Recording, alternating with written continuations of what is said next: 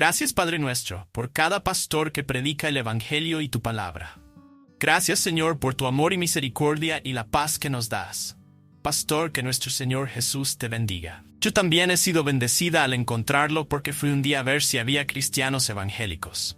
Miles y miles seguirán añadiendo a la lista de los salvos porque todas las predicaciones están basadas en la palabra. La sana doctrina, sin dogmas agregados. Dios siga bendiciendo a este pastor que además tiene mucha educación acerca de la cultura hebrea. Muy bendecida día a día. Aunque a veces lo que dice, al menos a mí, mi oreja. Me ha sacado de tanta... Me encantaría que abrieran un programa más para los niños. Sería de mucha bendición para muchos hogares, así como lo están haciendo con nosotros los adultos. Es de mucha bendición para muchos. Este programa a nivel mundial... Difícil de aceptar que una mujer de 90 años, estéril para colmo, pudiera ser madre. Pero ¿habrá alguna cosa imposible para Dios? ¿Habrá algo que Dios no pueda hacer? ¿Habrá algún patrón que no pueda quebrantar? ¿Habrá algo que limite a nuestro Dios? En absoluto. La palabra profética dada por aquellos varones se cumplió literalmente. Por lo tanto, Isaac sabía perfectamente que aunque a él le había tocado casarse con una mujer de la cual estaba enamorado, pero que no podía ser madre, él sabía perfectamente que el Dios que abrió la matriz de su madre también podía abrir la matriz de su esposa. Por lo tanto, dice la Biblia que después de mucho esperar, Isaac oró y el Señor respondió de una forma milagrosa. Y cuando ella queda embarazada, la Biblia nos enseña que en su vientre tenía no uno, dos hijos. Uno que lo conocemos con el nombre de Esaú, el que primero salió, y el segundo que lo conocemos como el nombre de Jacob, el tercer patriarca, al cual el Señor dice la Biblia que en un momento de su vida tuvo un encuentro Jacob tremendo con el Señor durante una noche de batalla espiritual, y allí el Señor le cambia el nombre, y de Jacob el Señor le transforma un nuevo nombre y le llamarán a partir de ese momento Israel. Ahora es interesante notar cómo el embarazo de esta mujer lo llevaba muy mal.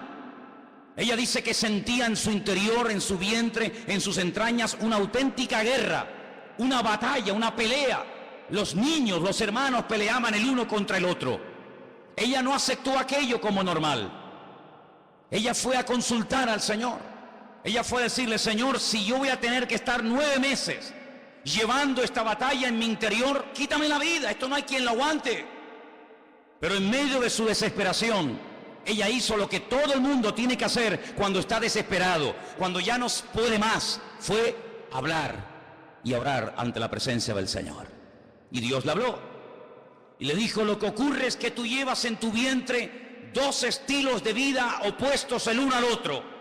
Uno, digamos, que representa el modo de vida de la carne, del egoísmo, el egocentrismo humano. Y el otro va a ser una línea tal vez más espiritual. Y hay una batalla entre la carne y el espíritu. Pero al mismo tiempo, estos dos hijos que llevas en tu vientre son dos destinos diferentes. Dos naciones. Unos serán los edomitas y otros serán los israelitas. Y así como en el vientre de su madre han peleado, así será durante toda la existencia. Pelearán el uno contra el otro. Y la Biblia nos enseña que allí le dio no solamente una información tremenda al Señor, que creo sinceramente que ella se la tuvo que compartir a su marido Isaac, sino que además allí el Señor le da una palabra profética. Y la palabra profética era la siguiente: cuando nazcan, fíjate quién nació primero. ¿Quién fue el que salió primero y quién fue el que salió en segundo lugar? Porque el primero servirá con el paso del tiempo al que salió en segundo lugar. La Biblia nos enseña que cuando llegó el día del parto, nacieron los dos. El primero en salir fue Esaú y el segundo fue Jacob. Algo extraño ocurrió en aquel parto. La Biblia nos enseña que el que había quedado dentro no dejaba salir al que había salido primero, lo agarraba por el calcañar. De hecho, la palabra Jacob significa el que agarra por el talón, el que agarra por el calcañar. La palabra de Dios nos enseña que el mayor, el primogénito, se llama el Bejor en la lengua hebrea. era el que tenía que recibir la verajá, era el que tenía que recibir la bendición. Nosotros como padres tenemos muchas responsabilidades: enseñar, educar, corregir, exhortar, animar, guiar. Pero una de las responsabilidades más grandes de un padre y de una madre hacia sus hijos es la de bendecir. Hay padres que se olvidan de esto, y mucho más importante que darle unos buenos estudios, mucho más importante que darle tal vez una carrera o ropa o educación, etcétera, etcétera, más importante que todo eso es que el padre y la madre se mentalicen e interioricen esta gran verdad: yo he sido bendecido con esta hija, yo he sido bendecido con este hijo, con estos hijos en plural, pero no solamente para ayudarles a crecer y a madurar y aprender de la palabra de Dios, sino que la función fundamental de un padre y de una madre es la de transmitir bendición a sus hijos. ¿Cuántos dicen amén? Por eso cuídate mucho, papá y mamá, cómo hablas acerca de tus hijos. Cuídate mucho cómo hablas de ellos, tanto delante de ellos como detrás de ellos. Que ninguna circunstancia el diablo la utilice para que salgan de tus labios palabras de queja, de lamento hacia ese hijo que un día el Señor te dio. Porque la Biblia nos enseña que los hijos no nacen por casualidad, sino que los hijos son una demostración visible y tangible de la gloria de Dios y de la grandeza de Dios con su pueblo. Cada hijo que tengas, por raro, por difícil, por problemático que te haya salido, es una bendición de Dios. Y tú lo vas a decir cada día a partir de hoy. Amén, hermanos. Tú vas a decir cada día cuando te levantes: los hijos que yo tengo, y vas a mencionar su nombre, son una bendición de Dios para mi vida. Es que no es convertido, es que está pasando un momento de rebeldía, me da igual.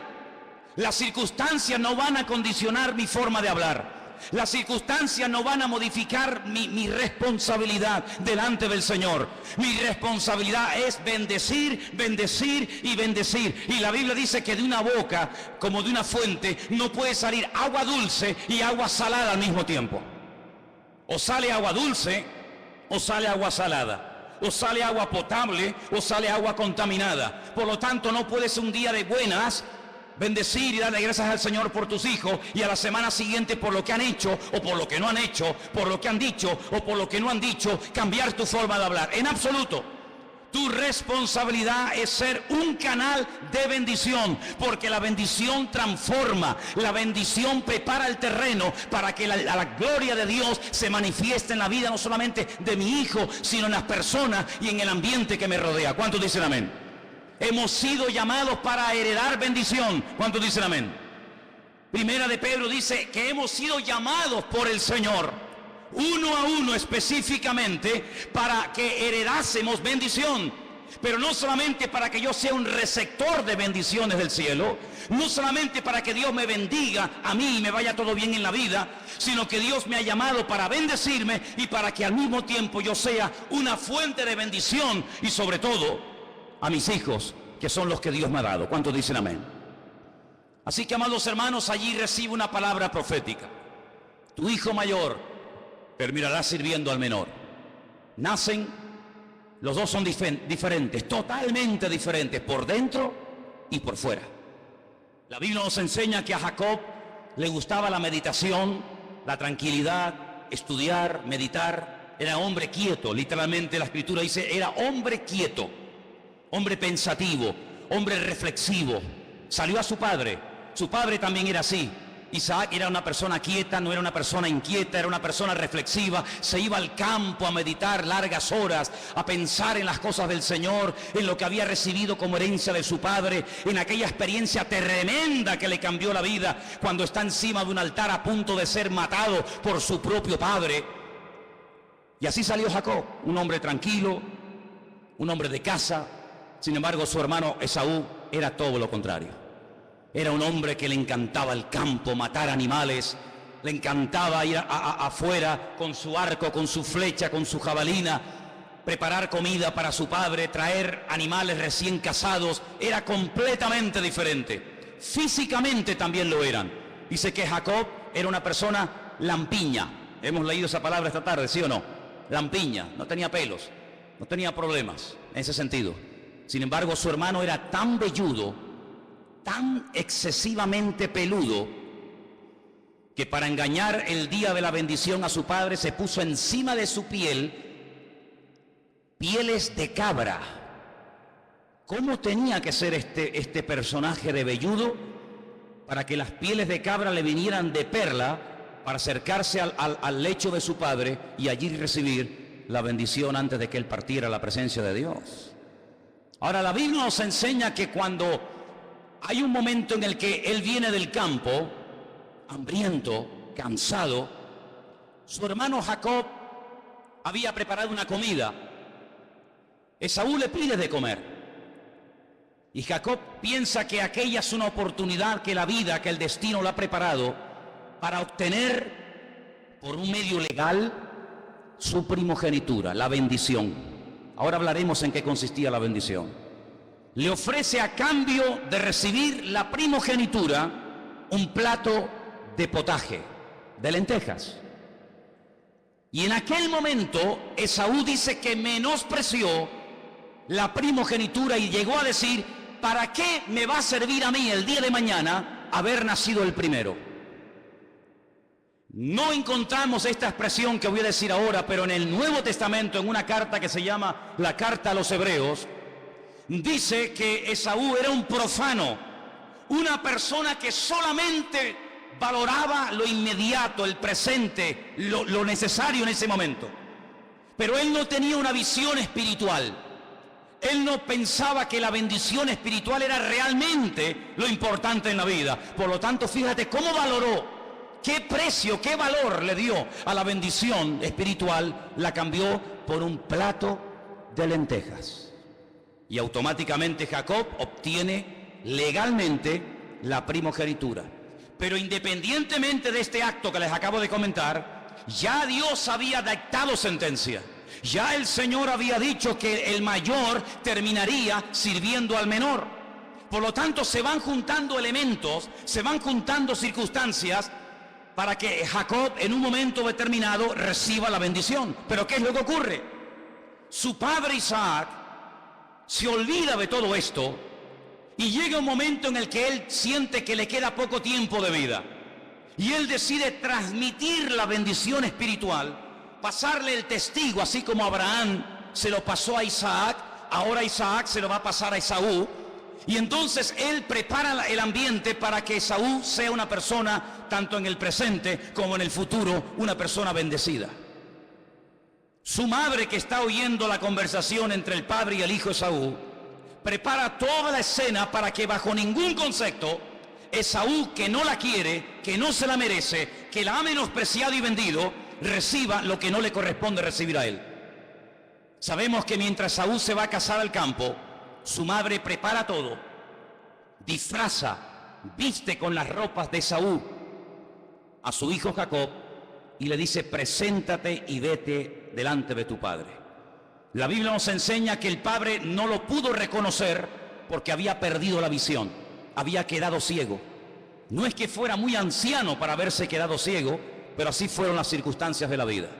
Lo palpa, lo huele, lo toca, lo oye. Y aunque dice, aquí pasa algo extraño, porque la voz, y en el texto original no solamente dice la voz, sino la forma de hablar no es la típica forma de hablar de Esaú. Esaú nunca mencionaba el nombre sublime de Dios, y Jacob lo ha mencionado. El nombre de Dios ni siquiera se le pasaba por la mente a Esaú, y sin embargo Jacob ya lo ha mencionado varias veces. Así que aunque la forma de hablar, aquí dice la voz, es la de mi hijo Jacob, creo que puede ser Esaú. Y la bendición que le da consiste en 7 manifestaciones de la bendición de Dios sobre su vida. Por favor, volvamos a leerla. Estamos en Génesis 27, del versículo 28 en adelante. Dice Dios, en primer lugar, Dios te dé del rocío del cielo, primera parte de la bendición. Segunda, de las grosuras, el texto original dice de las riquezas de la tierra, de las riquezas de la tierra, así que tanto arriba como abajo serás bendecido. Tercero, abundancia de trigo y de mosto. Nunca pasarían hambre ni faltaría el vino en Israel. Cuarto, que los pueblos te sirvan. Cuando habla de pueblos, habla de los goyim, naciones extranjeras, terminen sirviéndote. Naciones se inclinen delante de ti, imperios, civilizaciones, culturas. Sé Señor, sé amo. El texto original dice, sé amo de tus hermanos. Que se inclinen ante ti los hijos de tu madre. Y finalmente hay una palabra tremenda, una cobertura espiritual sobre la maldición, y al mismo tiempo lo convierte en un imán de bendición. A lo largo de tu existencia habrá personas que te maldigan. A lo largo de tu vida habrá personas que digan cosas mal contra ti, pero no te van a afectar. Y hay casos puntuales en la historia, como por ejemplo el caso de Balaam. ¿Os acordáis? El falso profeta Balaam, que sube a lo alto de un monte y presenta distintos sacrificios con el objetivo de maldecir al pueblo de Dios. Pero todo se le vuelve en contra, porque la bendición consistía en que estuviera protegido de la mano de toda maldición y al mismo tiempo que fuera realmente bendecido. Ahora fíjate qué cosa tan interesante. En esta bendición que hemos escuchado en esta tarde, lo primero que tenemos que tener en cuenta es el valor, la importancia tan grande que se le daba en aquel tiempo a ser bendecido. Yo te pregunto a ti esta tarde, ¿tú eres una persona bendecida? No te estoy preguntando si eres creyente, no te estoy preguntando si crees o no crees en Dios, si eres cristiano o no, no te estoy preguntando eso. Te estoy preguntando si tú eres una persona bendecida. Yo no puedo responder por ti. Pero la bendición no es algo oculto. La bendición es algo que se puede notar. La bendición es algo que se puede ver. No tengo que imaginármelo. No tengo que sospechar. Bueno, pienso que sí, tal vez. Sino hay una certeza absoluta de que yo estoy bajo la bendición de Dios, que es la que enriquece el alma, dice la Escritura. Porque la bendición de Dios es el aval de Dios hacia mi vida. ¿Me explico? El aval de Dios, el respaldo de Dios. Dice la Biblia, todo te saldrá bien si no te apartas de mi ley y meditas en ella de día y de noche. Todo lugar que pise la planta de tu pie, lo podrás tomar en posesión. Nadie te podrá hacer frente en todos los días de tu vida. Es decir, se cumplirá lo que él dice el proverbio, que Dios no añade maldición con la bendición. Las bendiciones, entre comillas, del mundo, lo que la gente llama la bendición del mundo, puede ser pasajera, puede ser circunstancial. Hoy la tienes y mañana te la quitan o la pierdes. Pero la bendición de Dios tiene una característica que es típica de Dios, y es que lo que Dios te da, nada ni nadie te lo puede quitar. ¿Cuántos dicen amén? La bendición de Dios perdura en el tiempo y en el espacio. No importa si hace frío, si hace calor, si estoy sano o estoy enfermo, si estoy solo o estoy acompañado. La bendición de Dios es sinónimo de que la presencia de mi Dios me acompaña todos los días de mi vida, a donde quiera que vaya. La presencia de Dios, la bendición de Dios, nadie me la puede quitar. La bendición de Dios puede venir en forma de paz, puede venir en forma de sanidad, puede venir, como no, en forma de bendición material, no necesariamente. Pero sobre todas las cosas, la bendición de Dios es una cobertura que Dios pone sobre nuestras vidas, donde el enemigo reconoce que en mí hay algo diferente a los que no son de él. Os voy a poner un ejemplo. ¿Habéis leído el libro de Job? ¿Sí? El libro de Job es un libro muy interesante. Es el libro más antiguo de la Biblia. La Biblia nos enseña que cuando Satanás, en aquel momento de la historia de la humanidad, tenía todavía, que ya no tiene, pero en aquel momento tenía acceso a la presencia del Señor, Dios le dice a Job, ¿de dónde vienes? Dice, de rodear la tierra. Satanás es un ser errante, no tiene familia, no tiene amigos, no tiene una morada fija, siempre está como un vagabundo de un lugar a otro. Y le dice el Señor, en esos viajes que tú continuamente haces alrededor de la tierra, ¿no te has fijado en un personaje, en un ser humano llamado Job, que vive en la tierra de Uz? Y Satanás le dice, sí, lo he visto. sé de quién me hablas. No pasa desapercibida su vida. Es una persona que marca una diferencia. Pero claro, le dice Satanás al Señor, ¿cómo no va a ser una persona bendecida? ¿Cómo no va a ser una persona próspera si tú lo has rodeado? Escucha bien esta palabra. Si tú lo has rodeado con una protección sobrenatural, impenetrable. Pero le dice Satanás a Dios, pero quítale esa cobertura, quítale esa protección, quítale esa bendición. Y verás cómo es vulnerable y cómo te niega en tu misma presencia. Y el Señor estaba tan seguro de la integridad de su siervo Job, que le dio permiso a Satanás para que lo atacara. Y dice la Biblia que a pesar de que quitó esa cobertura, a pesar de que quitó esa protección sobrenatural, Job no maldijo al Señor. Porque Job estaba en un nivel espiritual tremendo. Y era que no era fiel al Señor por lo que había recibido. No era fiel al Señor por las bendiciones que había recibido, sino era fiel a Dios, no solamente por lo que había recibido, sino por lo que había conocido del Señor hasta ese momento. En otras palabras, el nivel de santidad y de fe y de conocimiento y de confianza de Job superaba el nivel básico y elemental de la persona que tiene una gratitud y la expresa simplemente porque un día recibió una respuesta a una oración. Él llegó a un nivel de conocimiento de Dios tan elevado, a una dimensión de fe tan profunda, que llegó a decir una declaración tremenda. Él dijo, aunque mi Dios, al cual amo, al cual adoro y al cual sirvo, aunque Dios decida hoy matarme, quitarme la vida, ni con eso voy a dejar de adorarlo, porque yo sé que mi Redentor está vivo. Y es muy difícil llegar a ese nivel de fe, hermanos. El patriarca, el profeta Habacuc también llegó a ese nivel, llegando a admitir que si todo el sustento material de Israel faltaba, si no había olivo, si no había aceite, si no había ovejas, si no había comida, si no había sustento, dice, con todo yo me alegraré en el Señor.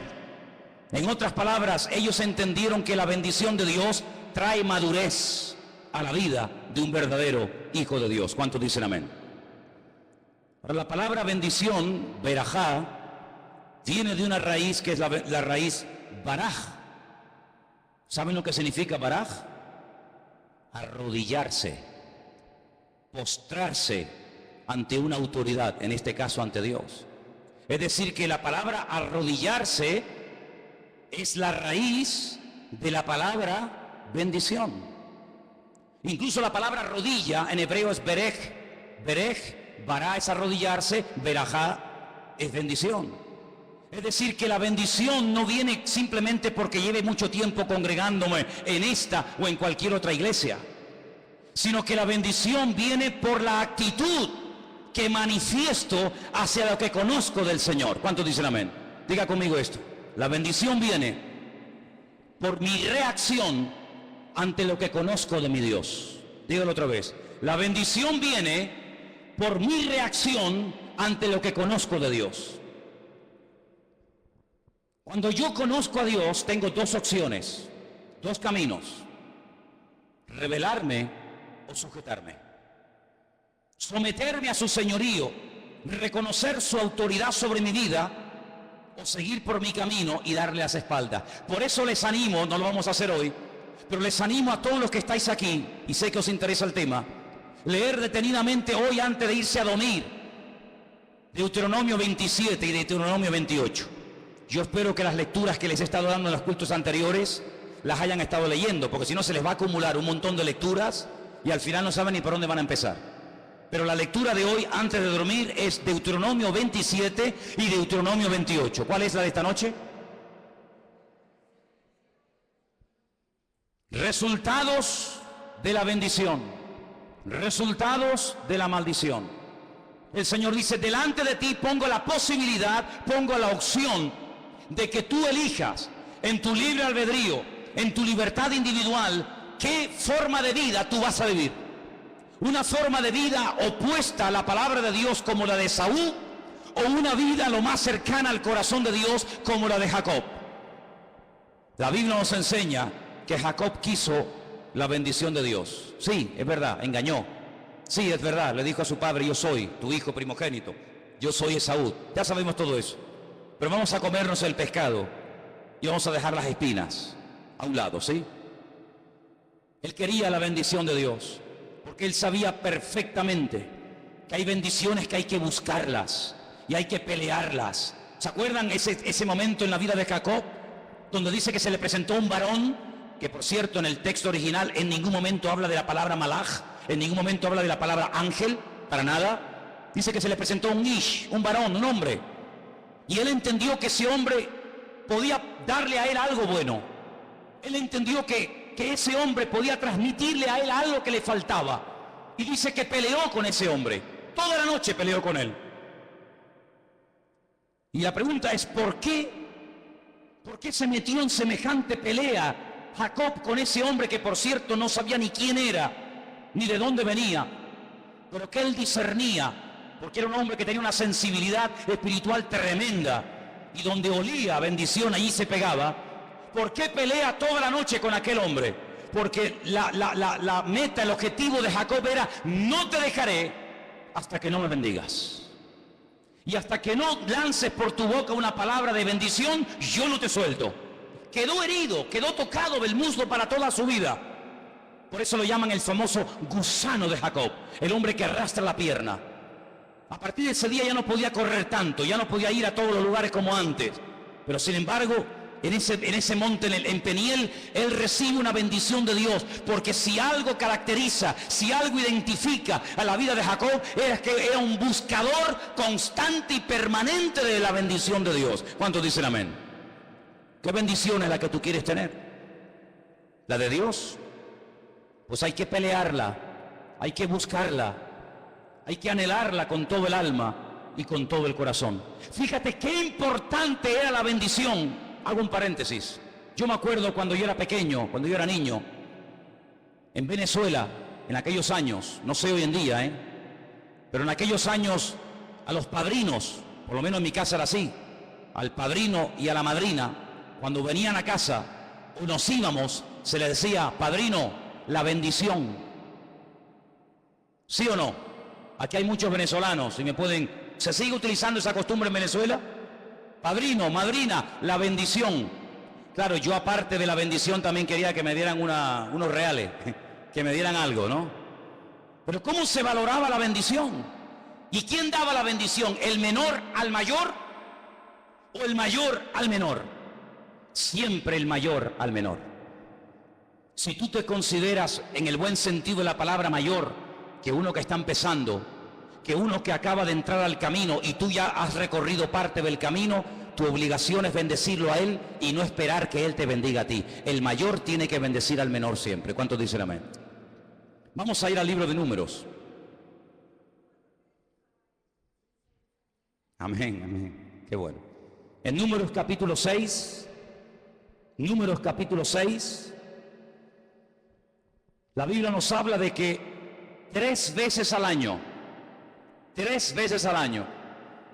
las tribus de Israel tenían que subir a Jerusalén para celebrar fiestas.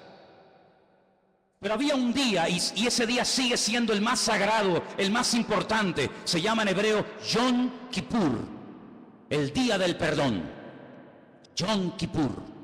Era el día en el que entraba el sumo sacerdote, tenemos allí las vestiduras.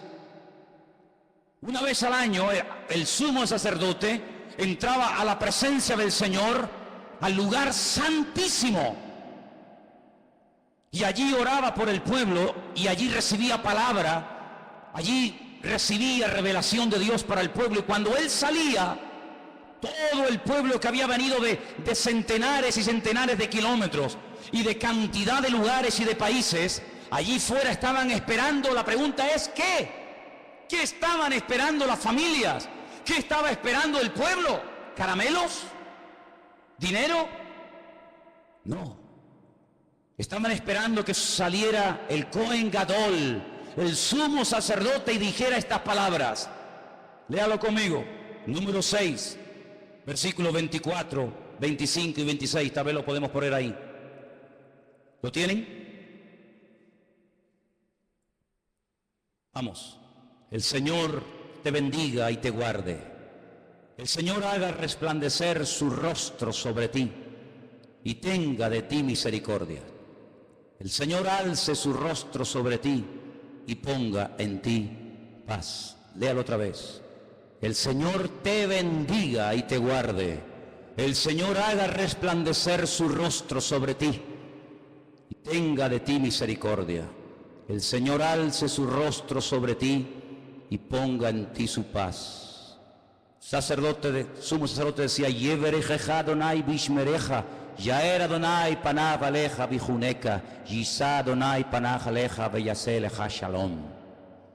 Y allí estaba todo el mundo quieto, sin moverse, postrado de rodillas, para esperar la bendición del Señor. Volvían a sus tierras, volvían a sus hogares, con la misma ropa, con la misma estatura. Aparentemente todo era igual, pero habían recibido algo que marca una diferencia. Siempre ha marcado una diferencia lo que llamamos la bendición de Dios.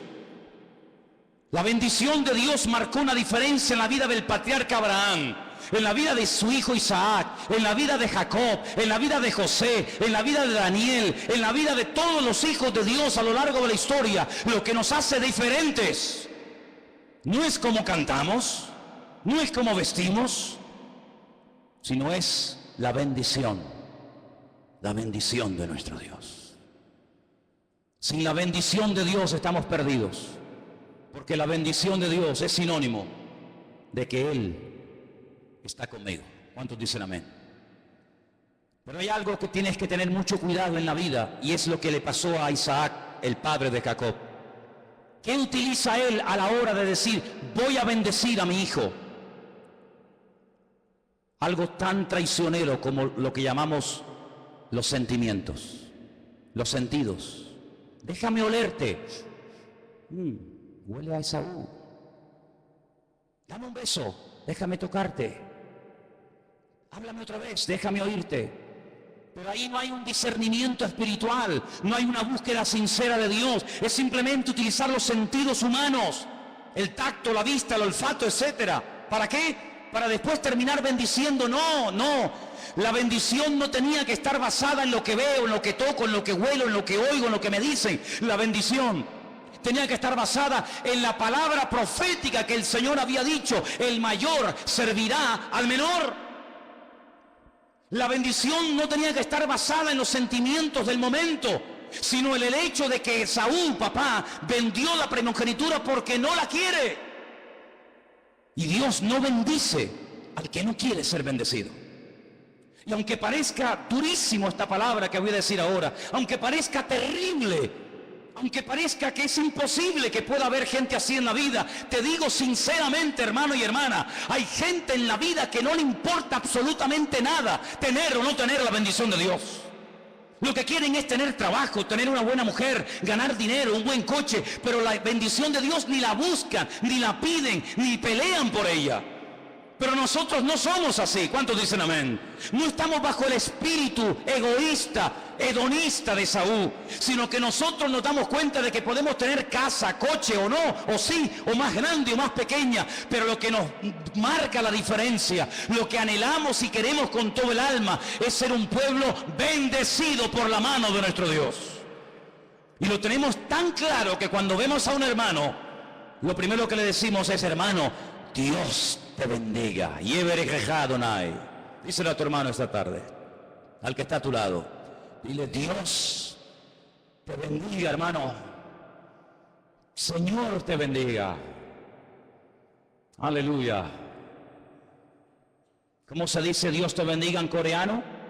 Hermana, dígame cómo se dice, por favor, Dios te bendiga en coreano. ¿Perdón?